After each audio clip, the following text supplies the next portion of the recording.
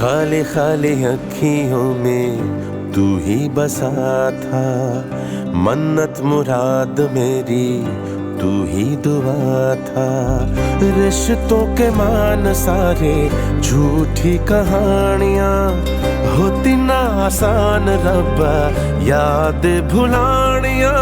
हो हारा दिल सजना वे, हारा दिल सजना वे, ओ सजना वे।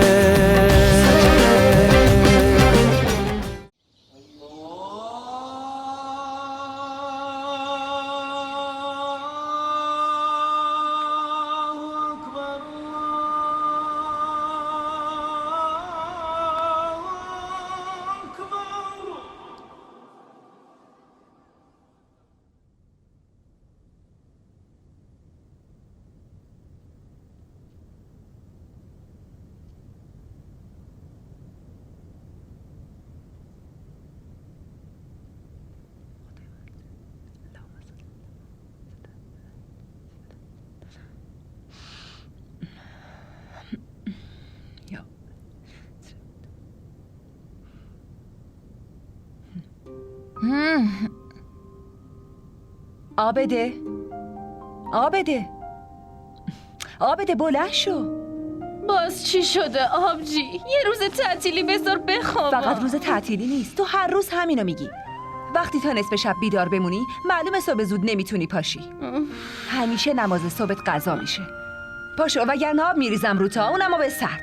پا نمیشی؟ باشه. حالا ببین از فردا باهات چی کار میکنم. زنبل.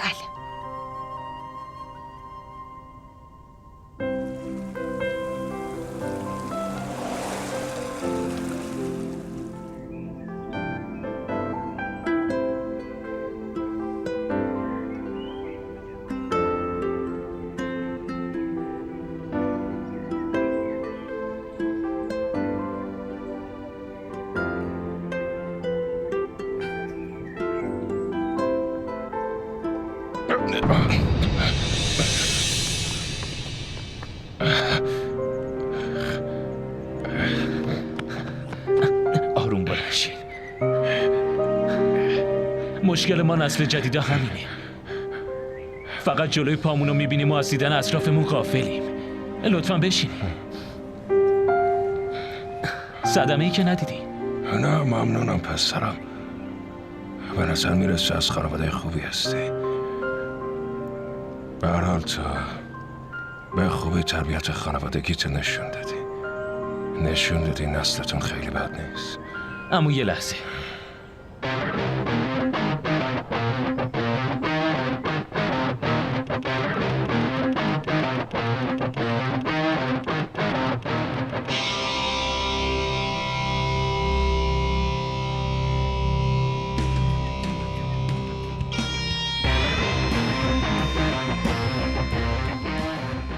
عذرخواهی کن. عذرخواهی؟ مگه اون باباته؟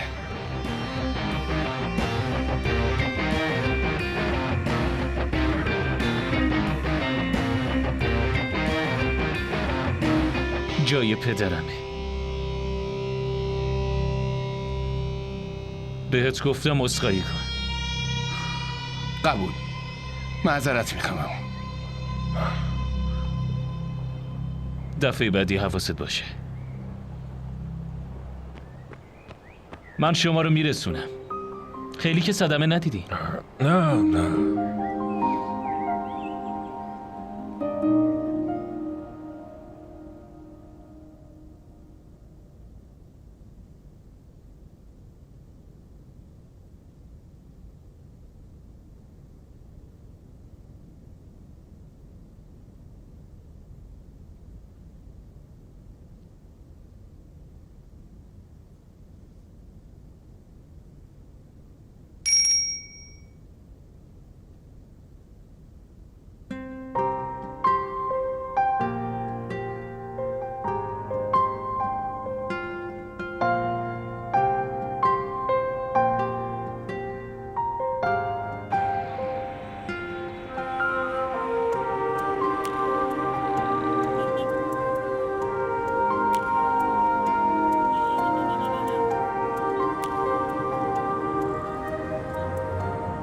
میخرین؟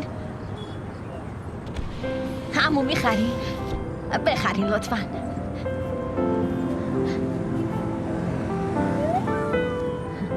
عمو به نظر میرسه خیلی خوشحالین.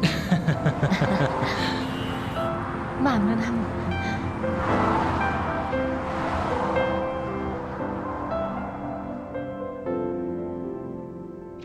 آقا ابرار، من مادر دخترم. رو هوا که نمیتونم قصد بسازم.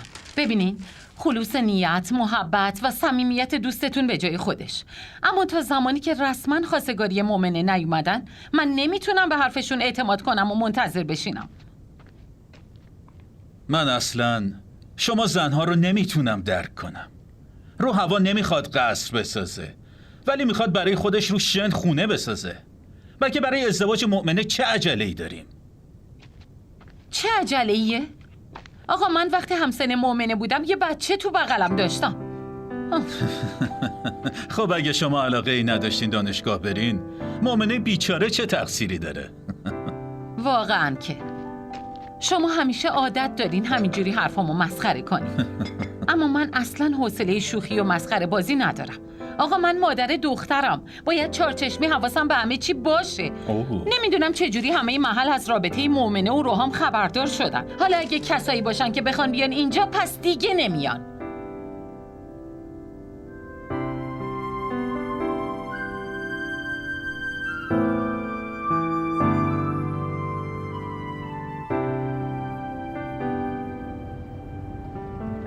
الو مؤمنه حاضر باش، من 5 دقیقه دیگه میرسم. 5 دقیقه یعنی 5 دقیقه. فعلا. باشه، این دفعه اگه عرفان اومد در این مورد حتما باهاش حرف بزن. نه نیازی نیست در موردش حرفی بزنین. ما خانواده دختریم، اونا باید پیش قدم بشن. بلکه اینجوری احترام و ارزش مؤمنم بیشتر بشه.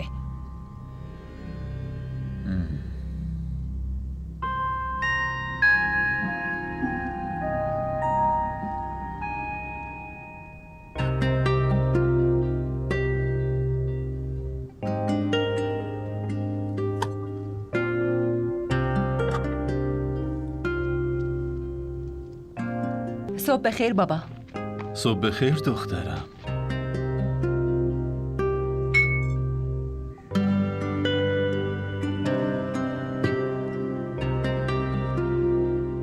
دختر جون آروم بشین، آب بخور. چه خبره؟ چه عجله‌ای داری؟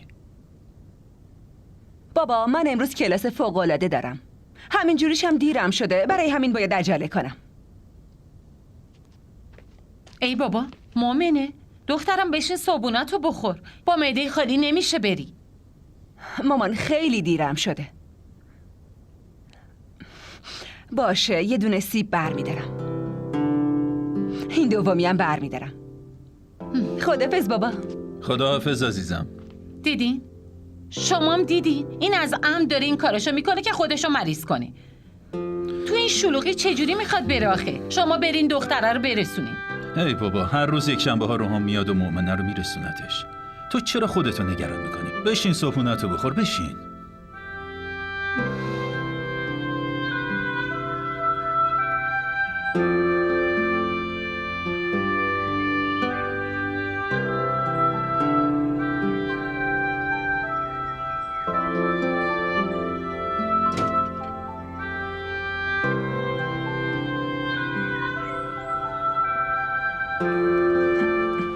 ببخشید. تو این کوچه‌تون 5 ثانیه وایستادنم سخته. اون وقت تو نیم ساعت منو اینجا منتظر گذاشتی. تو میدونی من منتظر موندن برام سخته. اگه اینجا آمدن و منتظر موندن برات انقدر سخته، پس دیگه نیا. تو به راحتی عادت داری. برای من زندگی تو سخت نکن.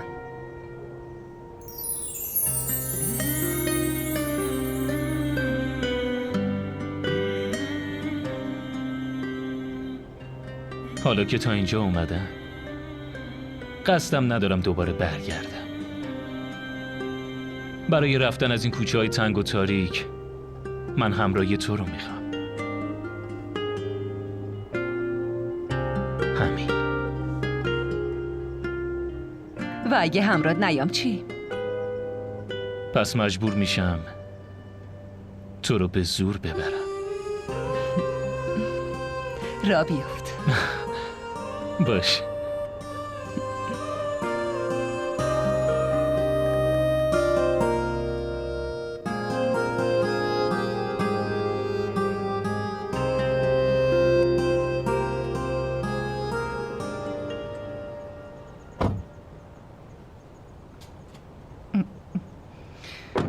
ببینم تو چند روزه که رانندگی نکردی؟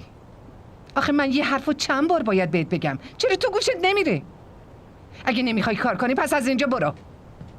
سلام خانم جان. مگه تو نباید الان همراه روحان باشی ها؟ ایشون نذاشتن همراهشون برم. من تحت امر ایشونم، چی کار میکردم؟ این مزخرفاتو تمومش کن. یادت باشه تو فقط تحت امر منی. شیرفهم شد؟ اگه میخوای بمونی باید اینجوری کار کنی، وگرنه بهتره تو هم بری گم شی. خانم من هم کارم و بلدم، هم میدونم جایگاهم کجاست. شما با آقا صحبت کنین، وقتی اون منو نمیبره میگین چی کار کنم؟ از اینجا برو. گفتم همین الان از خونم برو بیرون. دوباره نمیخوام اون ریخته تو ببینم.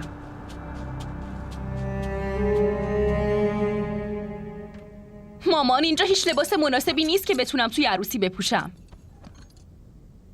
اینو ببین چقدر طرحهای بزرگی داره، تازه خیلی هم قدیمیه. یه چیزیو نمیدونم، این سلیقه تو ماه به ماه عوض میشه؟ این لباسو همین تازگی خریده بودی، یه ماه هم نشده. برای عروسی فائزه خریدی، مگه این سلیقه خودت نیست؟ حالا بگو ببینم این لباس کجاش قدیمی شده آخه؟ ای بابا مامان، اینو که از دست دوم فروشی خریدم. اگه این لباسو توی عروسیای محلی بپوشم خوب به نظر میرسه، اما تو عروسی عروج به هیچ وجه. من اصلا نمیخوام اونجا آبروم بره. شما عمو و خاله رو دیدین؟ اونا حتی تو خونشون روزی 10 بار لباس عوض میکنن. کسی که تواناییشو داره میپوشه. وقتی موقعیت اونا و خودمونو خیلی خوب میدونی، پس چه دلیلی داره که با هم مقایسمون کنی ها؟ آره، فرقمون از زمین تا آسمونه. راستی مامان، دوستی عمو عرفان و بابا رو اصلا نمیتونم درک کنم. اونا از بچگی دوستن. اینجوری تو فیلم ها هم نیست. اونا هم سلیقه‌شون عوض شده. کافیه دیگه، نیازی نیست تو هر چیزی فضولی کنی. ما هر چقدرم لباسای گرون قیمت بپوشیم بازم نمیتونیم بهشون برسیم. در ضمن همونقدر رویا پردازی کن که در شأن و توان خودته. پس این مشکل اوناییه که رویا پردازی میکنن و رفتنشون هم الزامیه. رفتن من خیلی هم مهم نیست.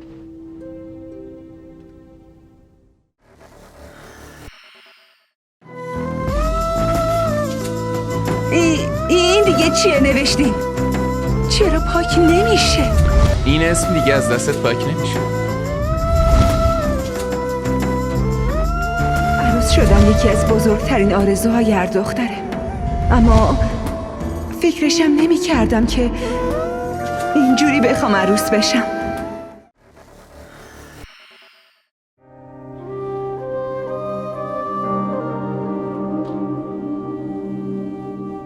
ای بابا چقدر حرف میزنی؟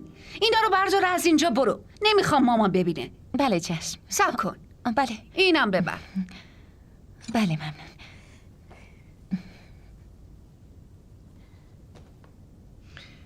خدمتکارا رو باید تو جایگاه خودشون نگه داری وگرنه رو سرت سوار میشن. فکر کنم امروز باز یکی رو دعوا کردی.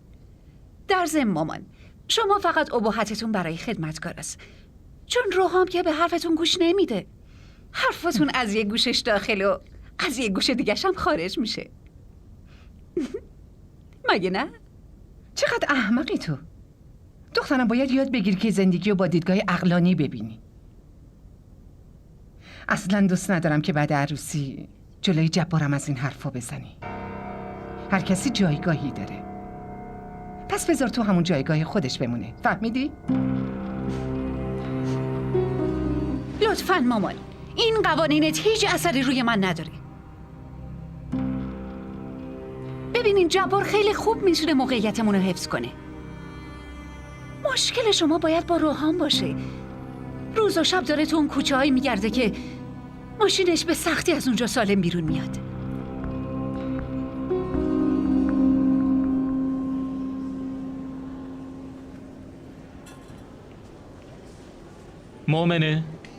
مؤمنه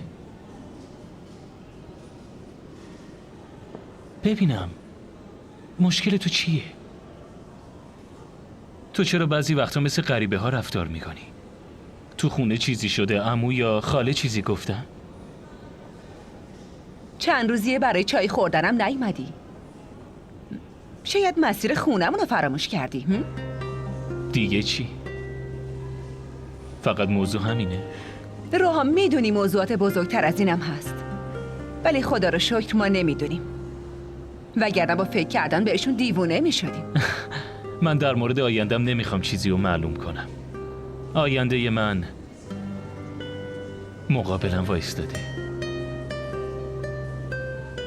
خیلی زیبا، خیلی درخشان. گاهی اوقات چیزایی که جلوی رومونه پیشمون هستن، ولی مال ما نیستن. لطفاً از این حرفای فلسفی بهم نزن. اون چیزی که مال یکیه بهش میرسه. بریم، من بانو رو میرسونم.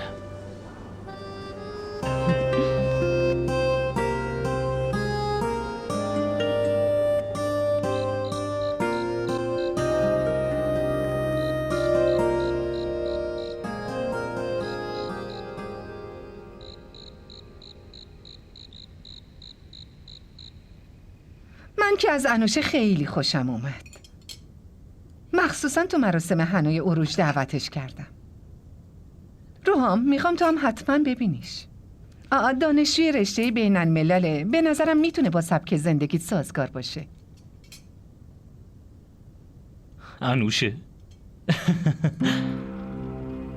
دارین جدی میگین مامان؟ شما اون دختری رو برام انتخاب کردین که اصلا مثل دخترها نیست. دروغ میگم بابا؟ راستش دختر پیدا کردن کار خسته کننده ایه. من از انوشه خیلی خوشم میاد. دقیقاً زنده داشتن باید این خصوصیت رو داشته باشه. جذاب، استایلی و خوش صحبت. تو اونو ببین، حتما ازش خوشت میاد. شما دوتا چرا هوای ازدواج من به سرتون زده ها؟ منم دلم نمیخواست که خواهرم به این زودی ها ازدواج بکنه. همه چیز زمان خاص خودشو داره. من میخوام که به ازدواجت خیلی جدی فکر کنی. تا وقتی تو این ترمتو تموم کنی، ما هم میتونیم کارهای ازدواجتو انجام بدیم. مامان لطفاً شما به خاطر ازدواج من با انوشه یا خانم سوپان حرف نمیزنین. اون سلیقه شماست، نه سلیقه من.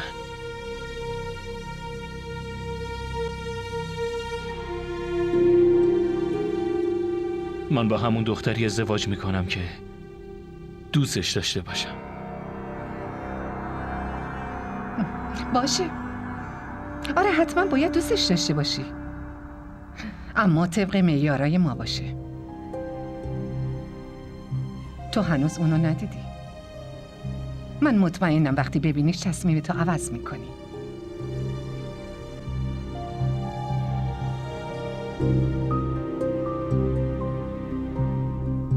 از این سالاد بخور. باش.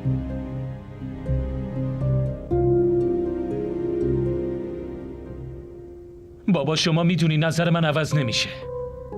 زندگی من مگه لباس تنمه که با سلیقه‌ای که دیگه عوضش کنم؟ تو خیلی خوب میدونی که ما اصلا عادت نداریم چیزی رو اجبار کنیم. مامانت، اون هم جایگاهش و هم خانواده‌ش رو به خاطر رابطه صمیمیش با خانواده سوپان به خطر میندازه. هم به خودش ضرر میرسونه، هم به تو. اینجوریه. این مشکل اونه بابا. میخواستم پزشکی بخونم ولی مجبورم که وارد تجارت بشم. باشه قبول، ولی نمیذارم احساسمو نبینه. مامانت تا همین امروز دوستی من و ابرار رو قبول نداشته. اگه میدونست که قرار دوستی تو و مومنت تا این حد پیش بره، اون وقت 4 طرفو برات نگهبان میذاشت. اون نگهبانا رو خودم هم میتونم ساکتشون کنم. به هر حال ازت یه خواهشی دارم. به مومنه هر قولی که دادی بهش عمل کن. من نمیخوام جلوی ابرار شرمنده بشم پسرم.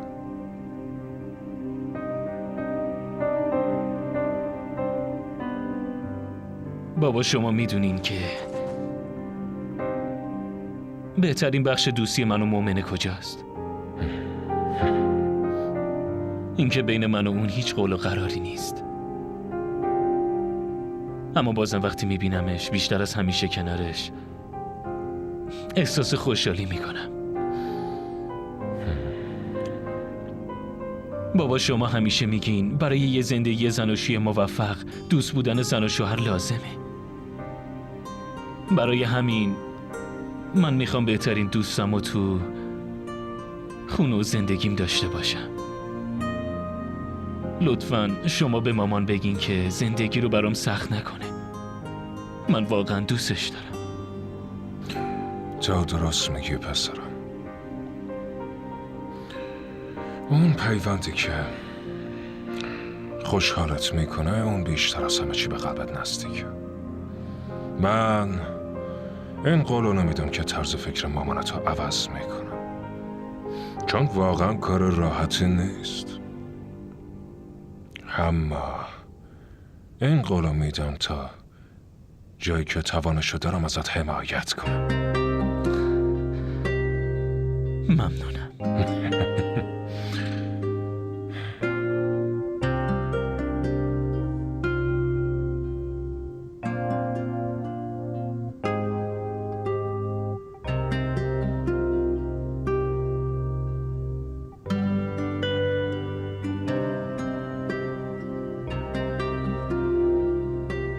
ما را در شبکه‌های اجتماعی دنبال کنید.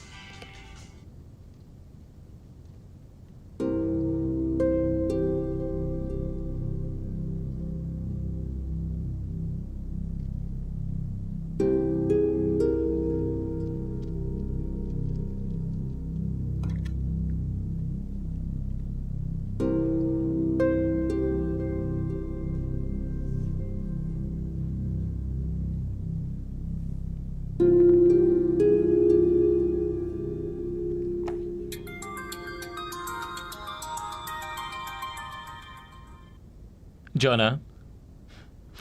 مثلا شماره‌مو اشتباهی گرفتی؟ میدونی تو اون اشتباه زندگیمی که با تمام وجودم قبولش دارم. آخه تو این موقع شب باید از این حرفا بزنی؟ خدایا خیر. واسم یه چیزی سواله. این آدمایی هستن که مثلا حرفای بزرگونه میزنن و مثل شاعرها حرف میزنن. اینا یه تختشون کم نیست؟ باشه قبول. شما فکر کنی یه تخت کم دارم، اینجوری قبولم کن بانو. همه عمر بر دلتم با تموم خوبی ها و بدی ها. مردم از فرداشون خبر ندارن. بعضی هم هستن که از همه عمر حرف میزنن. گوش کن. وقتی خوشحالی دم خونت میاد باید با روی باز استقبال کنی، نباید اینجوری پسش بزنی. راستی وایسا تا برای صبحونه بیام با هم صبحونه بخوریم. باشه. شب بخیر.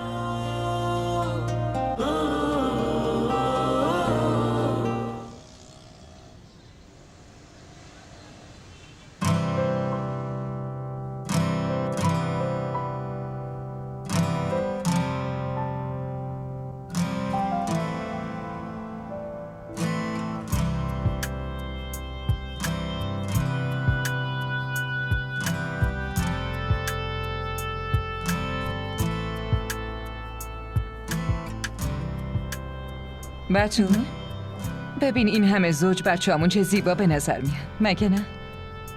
خیلی زیاد به هم دیگه میان. به نظر من کم کم باید نامزد بشن. میدونی این دوران نامزدی خیلی دوران شیرینیه.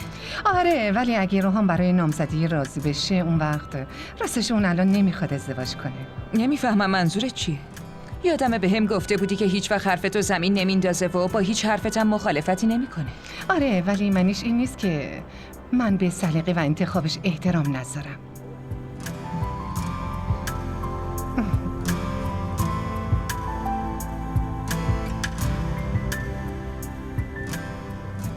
سلام علیکم. شکفته تو هم اینجایی؟ خیلی وقت از خونمون رفتی دیگه، صورتت یادمون رفته بود. چطوری؟ من خوبم. عروسی اروج خیلی خیلی مبارک باشه. اینم یه هدیه کوچیک از طرف خانواده ما. چه نیازی بود خودتو به زحمت بندازی؟ چه گفته؟ الکی خودتو به زحمت انداختی و پولتو به هدر دادی. تو خیلی خوب میدونی که اروج چیزای برند میپوشه. خاله، حالا ما تو خونتون زندگی نمی کنیم. برای همین خیلی چیزا رو نمیدونیم. و این هدیه‌ام از یه برند بین‌المللیه. هم برای عروس هم برای دوماد. مطمئنم خوششون میاد. شگفته؟ این دخترت خیلی زبون درازه. دومی کجاست؟ دیده نمیشه. همینجاست، الان میاد.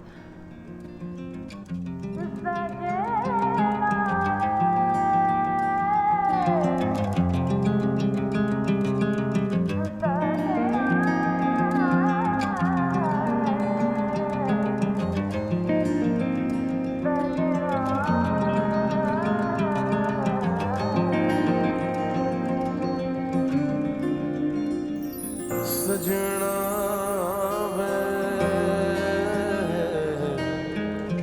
सजना वे सजना वे सजना सजना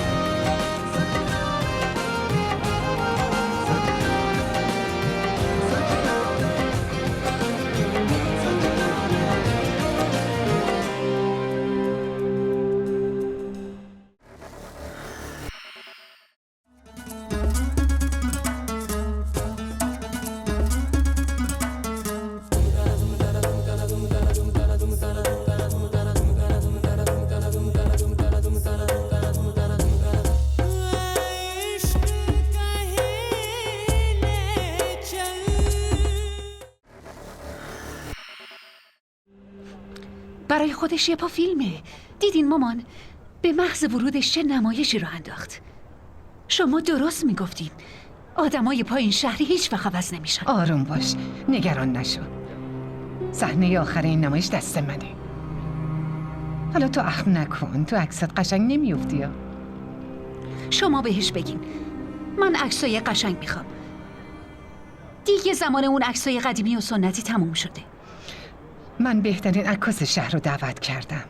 تو نگران نباش، عکسات قشنگ میافتن. نمیدونم این جبار کجا موده که تا الان دیر کرده. این انوشه کجاست؟ اون الان باید کنار روحام میبود. تا کی میخواین به این پایین شهریا فرصت بدین؟ حیف که دست و بالم بسته است، وگرنه خودم دست به کار میشدم. ای بابا تو نگران نباش، من حواسم هست.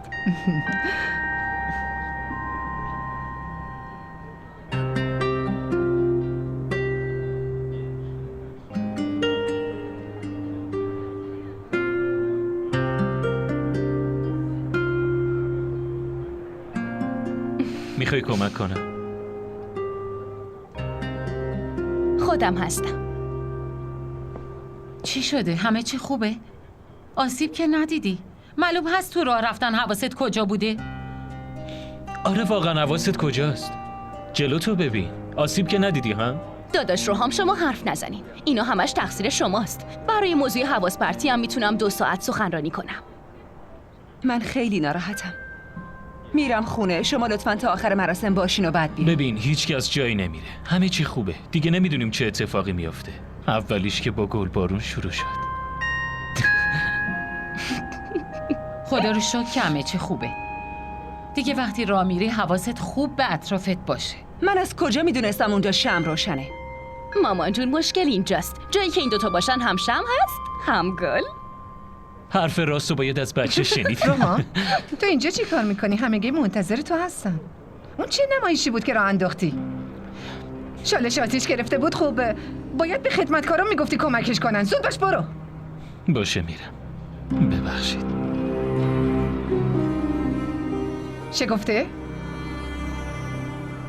دخترت داره با آتیش بازی میکنه. بهش بفهمون. الان فقط لکه آتیش روی شالش افتاد، ولی اگه روی صورتش لکه‌ای بیفته اون وقت دیگه پاک نمیشه. متوجه حرفم میشی نه؟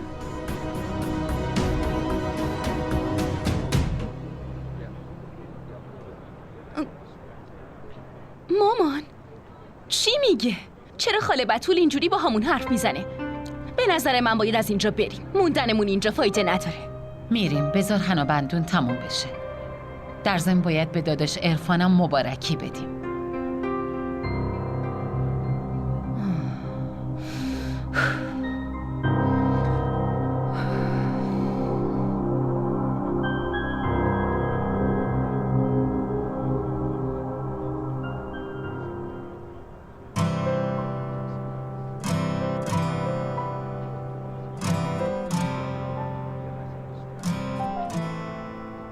مبارک باشه عروج. یه لحظه بتول، این همون دختره نیست که شالش آتیش گرفته بود؟ به نظرم این خوب نیست. منظورم اینه که برای ما بدشگونی داره. اونم آدمی که شالش آتیش گرفته. میدونی چی میگم که شال نشونه ی آبروه مگه نه؟ و اگه روش لکه‌ای بیافته بدونین دیگه. منظورم اینه که عروجو باید از این چیزا دور نگه داری. ممکنه براش بدشگون باشه. خاله میدونین مشکل چیه؟ این دختر همه کاراش عمدی بود. عمدن میخواست شالش آتیش بگیره یا خودش آتیش بگیره. این فقط میخواست که مراسم من خراب بشه. ساکت شو عروج. چه حرف احمقانه یه داری میزنی؟ تو اصلا حق نداری که با من و آبجیم اینجوری حرف بزنی. خفه شو. اینو شنیده بودم که آبروی آدم دست خودش نیست، اما حالا شما دارین با دستای خودتون آبروتون رو میبرین. بسته دیگه عروج، خیلی حرف میزنی. من از تو گواهی آبرو داشتنم رو نمیخوام. اگه حرمت اون کلمه رو نمیفهمی همون بهتر که اصلا به زبونت نیاری.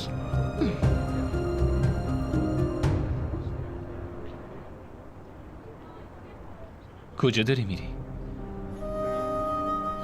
من نباید اینجا می اومدم. چرا چی شده؟ بعد این همه آبرو ریزی نباید اینجا بمونم. چی؟ کی؟ مومنه صبر کن ببینم. مامان چی شده؟ روحام ببین مامان چه شده؟ مامان مامان چی شده مامان؟ لطفاً کم آب بیار. مامان چی شده؟ به هوش بیا. چی شد آخه؟ یه لحظه مومنه برای چی رفت؟ هرچی خدا صلاح بدونه. تو نگران نباش. باشه خداحافظ.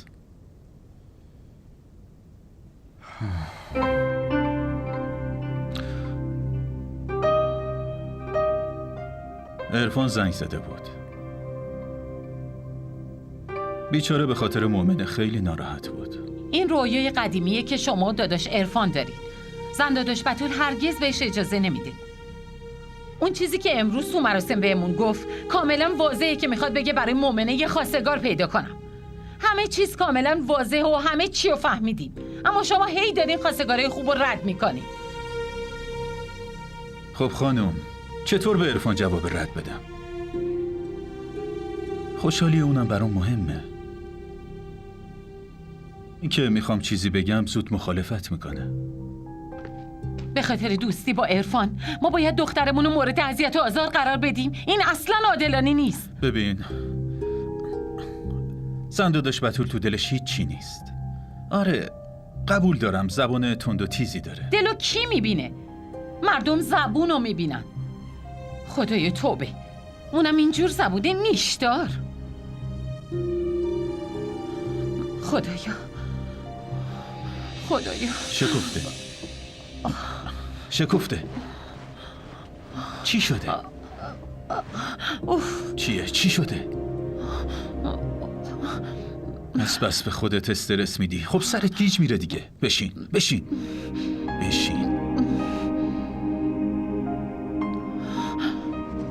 هر چیزی که دلش خواست تو عروسی گفت. بعد اون من برای مؤمنه خیلی نگرانم. ولش کن، تو استراحت کن. ببینم تو غذام خوردی یا بعد شنیدن حرفای زندادش فقط قصه خوردی؟ آره خورده بودم.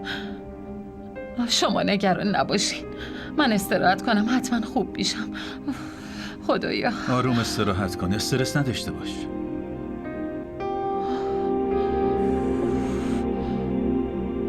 خدایا خیره. خدای من. ما را در شبکه‌های اجتماعی دنبال کنید.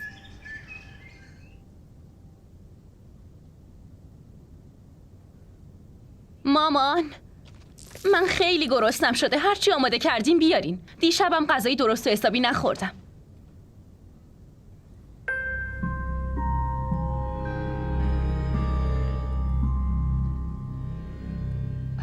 نمیدونم چم شده.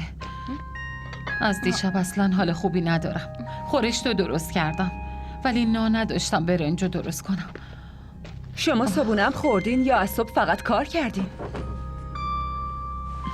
چای خورده بودم دخترم، دیگه اشتها نداشتم. چطور خوب باشه؟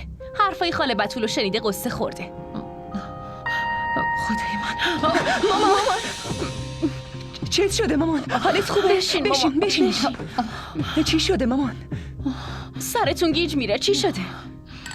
به من میگه مراقب خودم نیستم. حواستون به خودتون نیستین و بگیرین. نه دخترم، نمیخوام آب بخورم. من به بابا زنگ میزنم.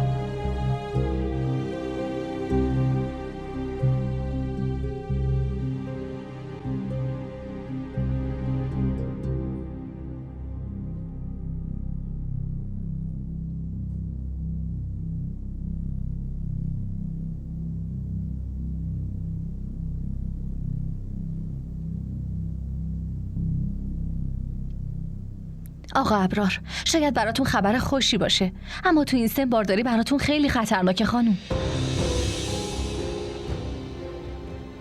هم احتمال مشکل برای مادر وجود داره هم برای بچه. نظر من اینه که با یه متخصص زنان و زایمان برین مشورت کنین. بارداری؟ من؟ نه شما ببینین حتما نتایج اشتباه شده. خانم دکتر، ببینم شما منظور حرفتون اینه که شکفته باردار شده؟ نادیده گرفتن من برای تو چقدر راحته، چون که میدونی تو نقطه ضعفمی. نمیتونم ازت ناراحت باشم و نمیتونم دوری کنم. برای همین به خاطر یه مسئله کوچیک این چند روزو برام زهرمار کردی. این مسئله کوچیکی نیست روحام. تو خودت خوب میدونی که اوروج و خاله بتول عمدن اون کارو کردن. دلیلش هم فقط تویی. من فقط اینو میدونم که باید برای حرفم ارزش قائل میشدی. تو فقط به فکر حرف خودتی. من خودمو تو خانواده تو بی ارزش دیدم، ولی تو اصلاً برات مهم نیست. با وجود همه اینا، اگه من هنوز خوشبین باشم پس کلاً دیوونم، نه؟ مؤمنه یه روز همه این کدورت‌ها از بین میره، بهم اعتماد کن.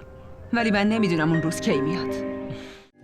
खाली खाली अखियों में तू ही बसा था, मन्नत मुराद मेरी तू ही दुआ था। रिश्तों के मान सारे झूठी कहानियां, होती ना आसान रब्बा याद भुलानियां। DDTV ارائه کننده بزرگترین سریال های درامای ترکی، کره‌ای، پاکستانی دوبله شده به فارسی می باشد. لطفاً سابسکرایب کنید و عضوی از خانواده ما شوید.